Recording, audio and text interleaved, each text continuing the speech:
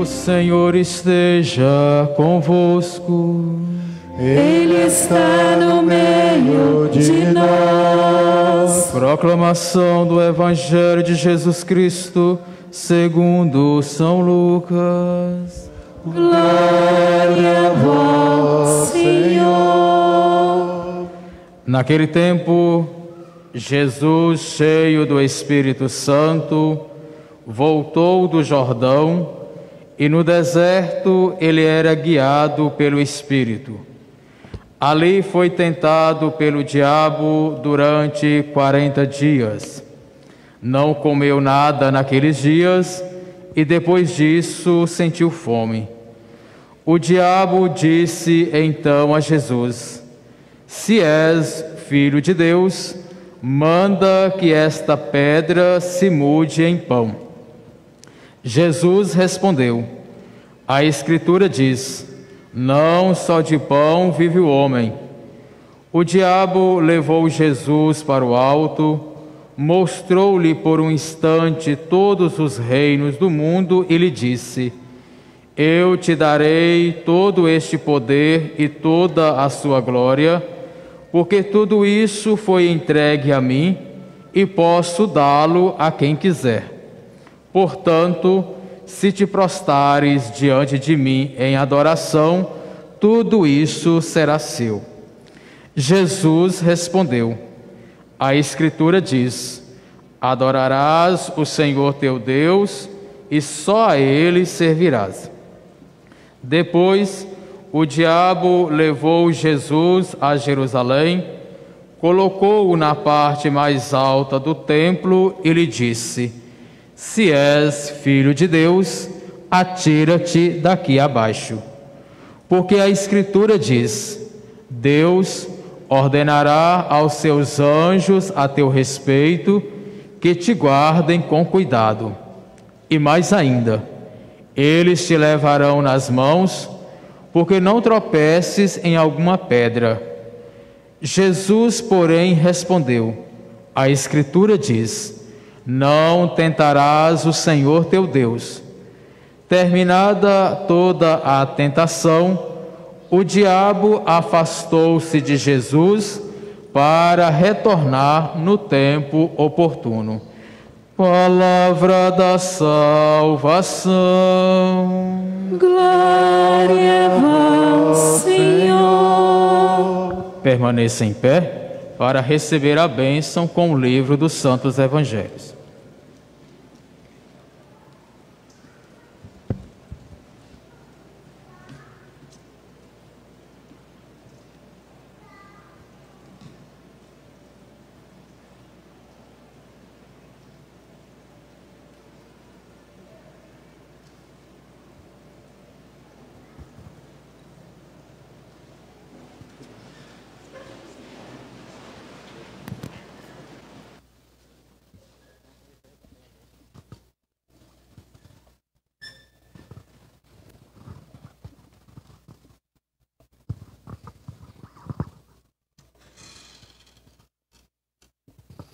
Louvado seja nosso Senhor Jesus Cristo. Meus irmãos e irmãs, eu peço desculpas, mas esqueci de apresentar o seminarista, o Nelson. Hoje eu estou trocando os lugares do povo, não sei o que está acontecendo. Runielson, ele é seminarista da nossa diocese, já terminou os estudos de filosofia e teologia, está agora em outra fase da formação que nós chamamos a síntese vocacional. Ele está se preparando para se tornar diácono da igreja. Diácono temporário, em vista da ordenação presbiteral. Então já tem 2 meses, hoje exatamente 2 meses, que Ronielson está comigo, me acompanhando, estamos caminhando juntos. Depois, no mês de abril, ele será designado para a casa de formação, o Seminário São José, até o período da ordenação. Então, nós agradecemos a Deus, é mais um que chega para somar as forças, e também agradecemos muito ao OVM. Eu espero que a OVM aqui esteja em alta. As orações, a contribuição E dizer assim que vale a pena. Cada vocação é uma resposta de Deus a uma igreja que chama, uma igreja que reza, uma igreja que pede ao Senhor da messe que envie operários para essa messe. Sabemos a extensão territorial da nossa diocese e sabemos também das necessidades. Vejam, uma paróquia tão grande como a de Santo Antônio, outra grande como a de São Geraldo Magela, só agora a gente está tendo condições de enviar um vigário cooperador. Às vezes, nas carências, o povo diz assim para o padre, que eu já sei. Não é que o padre enrede do povo, mas eu já sei. Peça ao bispo para mandar mais padre. Mas o bispo em casa, ontem eu estava dizendo os padres no CPD, e para os fiéis os que estavam lá no CPD, eu não tenho um armário cheio de padre, que quando uma paróquia pede, eu vou lá no armário, tiro o padre e mando. Não. Nós temos padres todos muito ocupados no exercício do seu ministério, mas graças a Deus nosso Senhor tem sido generoso para conosco. Eu já completei o 5º ano de episcopado e já ordenei 6, graças a Deus. E agora tem mais 3 em vista, que são 3 diáconos se preparando, e mais o Ronielson 4, e mais 2 que virão no final do ano, concluindo o curso, né? Tudo isso é graça de Deus. Meus irmãos e irmãs, nós estamos celebrando o tempo da Quaresma, o primeiro domingo. E este tempo é o melhor tempo que temos para compreendermos o mistério de Cristo.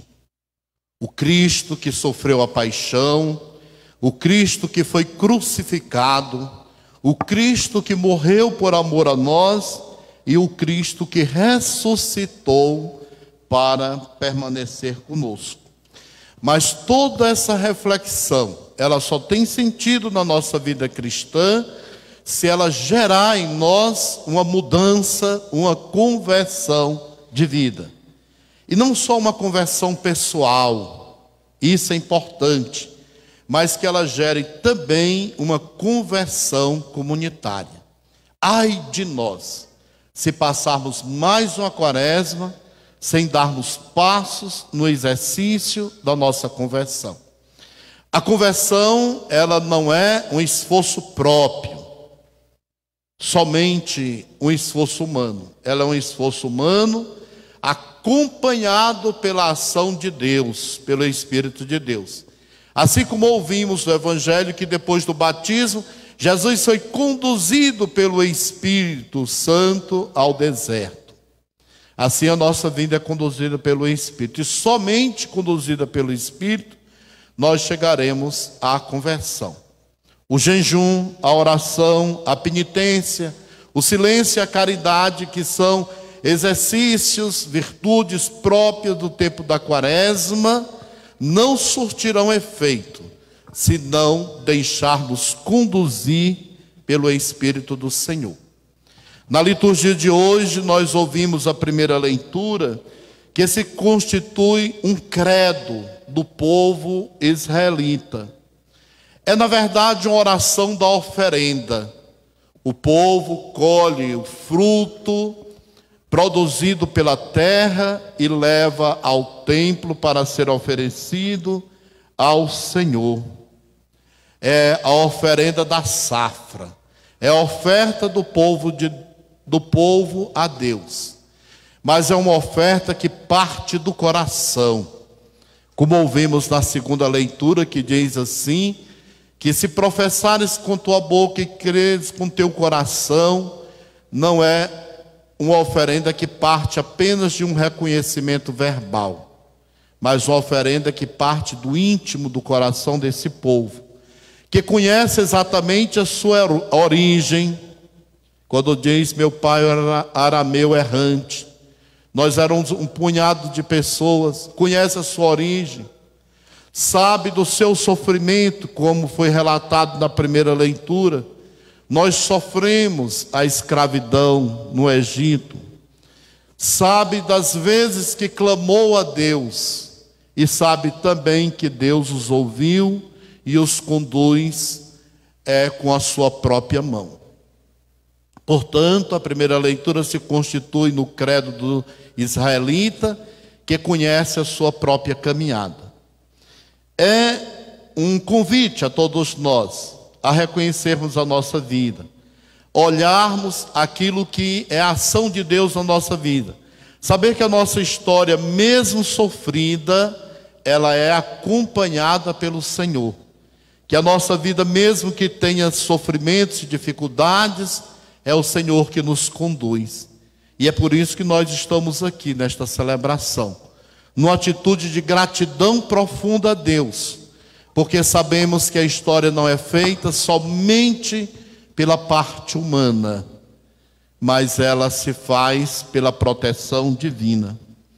Na segunda leitura, meus irmãos e irmãs, se a primeira leitura foi o credo dos israelitas, a segunda leitura se constitui no credo do cristão, de todos aqueles que conheceram a nosso Senhor Jesus Cristo, que conhecem a nosso Senhor Jesus Cristo, que professam a fé, não só verbalmente, mas que dão testemunho no dia a dia, no cotidiano da vida, da presença do Senhor. Em torno de nosso Senhor Jesus Cristo, reunidos a Ele, na sua paixão, morte e ressurreição, nós professamos a nossa fé, animamos a nossa vida missionária e continuamos com o desejo de fidelidade a Ele. Professar a fé, como nos diz a segunda leitura, não é apenas uma atitude verbal, mas é uma atitude que parte do coração, que atinge os nossos sentimentos, que atinge o nosso entendimento. E podemos dizer assim, não há outra maneira de ser, a não ser a maneira de ser em Cristo Jesus. Não queremos uma outra vida, a não ser viver com Cristo Jesus. No Santo Evangelho, hoje no primeiro domingo da Quaresma, se apresenta a tentação de Jesus no deserto. O Evangelho nos diz que Jesus, durante 40 dias, ele esteve no deserto, rezando e jejuando. O Evangelho nos mostra, então, que Jesus reviveu toda a história do povo de Deus, porque Jesus, ele é solidário com o seu povo. O Evangelho nos fala que ao sair do batismo, o batismo de Jesus é um ato de solidariedade para com a humanidade. Jesus não precisava ser batizado porque ele não tinha pecado, e o batismo de João era para a remissão dos pecados. Mas Jesus quis ser batizado porque todo o povo ia ao Rio Jordão, e Deus está onde o povo está. Portanto, Jesus retoma a história do povo de Deus, passando 40 dias no deserto, simbolizando os 40 anos que aquele povo caminhou em busca da terra prometida. E aquele povo que caminhou em busca da terra prometida foi um povo que teve fome, passou por necessidades. E a primeira tentação de Jesus nos diz exatamente isso, no Evangelho de São Lucas, que Jesus conheceu, como o povo de Deus, a tentação da fome. O diabo tentou, dizendo que transformaria aquelas pedras em pão. Meus irmãos e irmãs, quantas pessoas são tentadas pela fome? A fome, a falta do alimento. Quantas pessoas são tentadas também pela fome de Deus, por essa fome de Deus que está no coração. Quantos vendem o corpo, quantos vendem a alma para matar a fome? O que uma pessoa é capaz de fazer quando ela sente fome? Jesus experimentou a fome. E por isso Jesus nas bem-aventuranças diz: bem-aventurados que têm fome e sede, porque deles é o reino dos céus. Na segunda tentação, como o povo israelita, Jesus conheceu a tentação de adorar um bezerro de ouro, ou seja, a tentação que o povo de Deus passou de deixar o Deus verdadeiro para adorar o Deus falso, o bezerro de ouro. E Jesus resiste a esta tentação. Ele serve ao Deus verdadeiro. O que também nos leva a questionar: que Deus nós cremos? Nós cremos verdadeiramente no Deus Criador do céu e da terra, como professamos, no Pai de nosso Senhor Jesus Cristo? Ou cremos no Deus do poder, no Deus do ter, no Deus que muitas vezes nós constituímos na pessoa do outro? Crer verdadeiramente em Deus. Na terceira tentação, que é a tentação mais refinada de todas as tentações, é atentar contra o poder de Deus. Se lançar do alto da montanha, atentando contra o próprio poder de Deus. Meus irmãos e irmãs, todos os dias no Pai Nosso nós pedimos ao Senhor que nos livre das tentações. E nós lembramos que Jesus também foi tentado. E eu recordo quantos batizados que são tentados e dizem: é o inimigo que está em mim, ou o inimigo está nele. Quando nós somos tentados, passamos por tentações, não é que o Espírito de Deus tenha se afastado de nós. É que nós somos convidados pela força do Espírito de Deus a dar um testemunho de fé viva. Que sentido teria a nossa fé se ela não fosse provada, se ela não fosse testada? Jesus nos mostra isto e nos mostra também, quando nós rezamos o Pai Nosso, qual é a forma de vencer a tentação. Jesus nos apresenta que vencer a tentação é responder a essas tentações com a própria palavra de Deus. Cada tentação passada por Jesus foi respondida com um texto da Sagrada Escritura. Ora, meus irmãos, por que muitas vezes nós somos tentados e cedemos à tentação? Por quê? Porque muitas vezes nós não damos atenção à palavra de Deus. Quantas vezes a gente sai da missa e não sabe mais qual foi a leitura que foi proclamada? Quantas vezes no momento de raiva, ao invés de citar um texto bíblico, muitos dizem um palavrão, uma palavra grosseira. Quantos que na hora da raiva, da tentação, esquece que são cristãos e desce desse patamar de vida cristã, perdem a elegância e a dignidade cristã para mostrar o seu lado violento, puramente humano. Como vencer as tentações? Aplicando a palavra de Deus em nossa vida e vivenciando essa palavra em todos os momentos. A palavra de Deus não é para ser lembrada somente no aniversário, na ação de graças, nos momentos bons. A palavra de Deus deve ser pensada também nos momentos mais difíceis e tentadores da nossa vida. Naqueles momentos que nós somos tentados, por causa da provação, a esquecer que Deus existe e que Ele está conosco. Daí, meus irmãos e irmãs, a campanha da fraternidade. Fraternidade e educação. Todos nós devemos ser educados na escola de Jesus, como discípulos, missionários dele. Todos nós devemos ser educados na pedagogia de Jesus. E a pedagogia de Jesus é essa, de não esquecer, de não renunciar por nada à palavra de Deus. E tudo na vida responder por esta palavra. Por isso a campanha da fraternidade nos fala. Ele fala com sabedoria e ensina com amor. uma referência à pessoa de Jesus, a sabedoria de Jesus e o amor com que Jesus faz todas as coisas. E concluindo, eu digo, o que é que o padre Lely veio fazer aqui, pelo amor de Deus, não é? O padre Lely veio aqui para servir esta comunidade, juntamente com o padre João. Foi a pedido do padre João, de alguns paroquianos, seu bispo, nós precisamos de... Eu lembrei do texto de Adão, né? Quando Adão acordou e disse, essa sim, né? É uma semelhante a mim.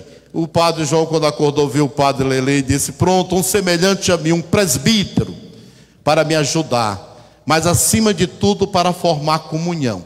A vida dos dois, morando juntos, rezando, planejando, deve ser um testemunho de vida cristã para a comunidade. Já deve ser evangelizador. Se o padre Lely nada fizer aqui, a não ser conviver com o padre João, e essa convivência for bonita, gostosa, e que chame a atenção dos fiéis, sem exageros, claro, não é? Então já está evangelizando. Mas ele veio para ajudar o padre João a carregar a cruz, como Simão de Cirineu, cooperar e fazer com que esta paróquia melhor seja servida pela palavra de Deus, que esta paróquia melhor seja servida pelo serviço de evangelização. Padre Lely já tem quanto tempo de padre? Eu nem olhei a ficha do senhor hoje. Quanto tempo, padre Lely? 9 anos de padre, não é? 9 anos de padre. Já serviu a paróquia de Piripá, Cordeiros, Riacho de Santana, foi aqui que ele passou o maior tempo com o padre Sátiro, e agora aqui na paróquia de Santo Antônio, ajudando, cooperando com o padre João.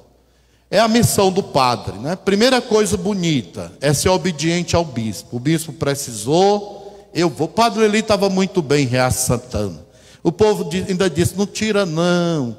Eu digo, pois se disser que não tira, agora que eu tiro mesmo. Então, estava muito bem lá, estava feliz da vida, mas precisou, não é? Padre Lely precisa do senhor ir para outro lugar. E a disponibilidade com que ele se colocou para vir acolher esse nosso pedido, esse nosso chamado. Bonito também a acolhida da comunidade, tanto aquela que envia o padre, como a que recebe o padre, né? As expectativas criadas. Então, está aqui o padre Lely para servir naquilo que for possível, naquilo que for necessário. Que Deus seja louvado.